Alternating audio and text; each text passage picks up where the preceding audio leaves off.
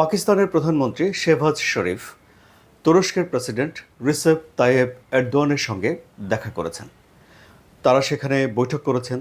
দেশের মধ্যে ২৪টি সমঝোতা স্মারক সই হয়েছে। দুই দেশ তাদের ব্যবসা বাণিজ্যকে ৫ বিলিয়নে উন্নীত করার জন্য একমত হয়েছে এবং তারা কিছু কিছু ক্ষেত্রে নিজেদেরকে সহযোগিতার কথা জানিয়েছে। সহযোগিতার জায়গাগুলো কি কি? সহযোগিতার জায়গাগুলো হলো ডিফেন্স, প্রতিরক্ষা, জ্বালানি, পরিবহন, শিক্ষা ইত্যাদি ইত্যাদি।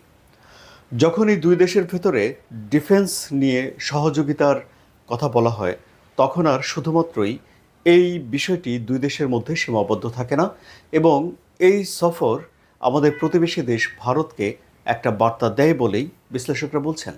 বিশেষ করে ভারত এবং পাকিস্তানের মধ্যে বর্তমানে যে সম্পর্ক বিরাজ করছে পেহেলগামের ঘটনার পর, এই পরিস্থিতিতে এসে পাকিস্তানের প্রধানমন্ত্রীর সফর বিশেষ করে তুরস্কে এটি গুরুত্বপূর্ণ হয়ে উঠেছে।